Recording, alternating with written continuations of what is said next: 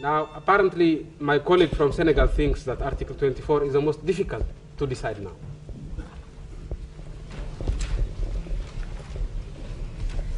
So he has no problems with the other articles, but he has problems on the issue of deciding where the headquarters should be.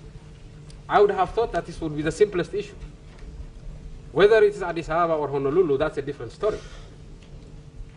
But deciding where the headquarters should be, I would assume would be the simplest issue to decide. Now, it was people like Nyerere, Nkrumah, who decided that Addis Ababa should be the headquarters of the OAU.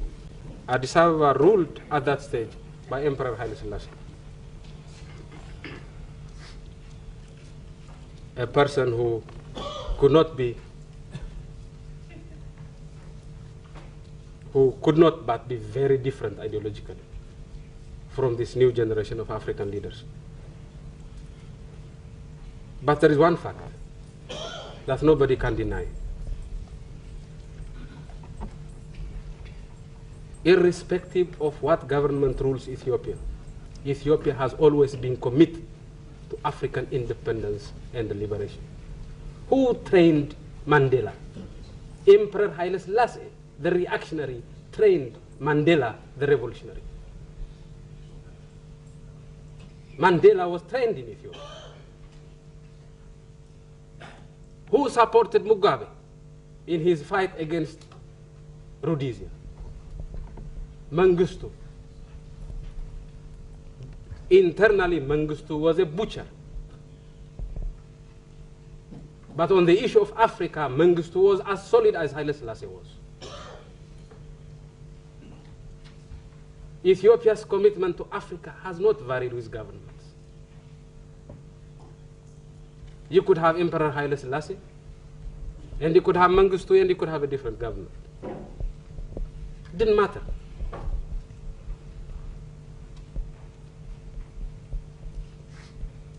Every African knows how it feels, every Ethiopian knows how it feels to be alone.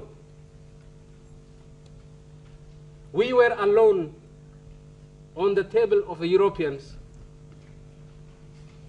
during the League of Nations, and we know what happened to us then.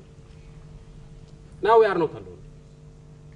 We have 53 African countries.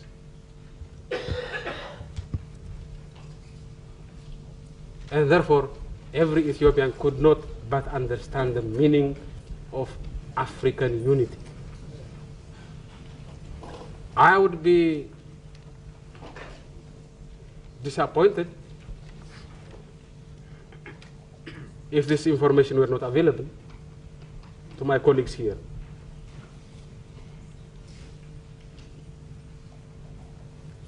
But if my colleagues are dissatisfied with the commitment of Ethiopia to Africa,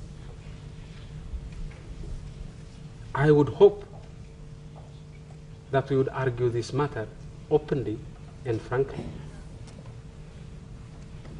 I would hope that those who might feel are better candidates than Ethiopia to host the OAU would come out in the open and claim so that we can discuss the matter on the basis of the merit of the proposals on the table. So I do not agree this is a complicated issue that needs further study to decide. This is a very simple issue.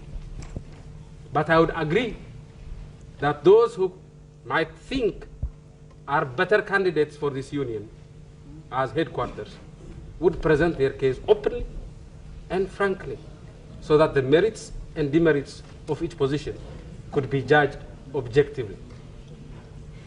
If this August Assembly decides that we have failed Africa, we are willing to accept that judgment.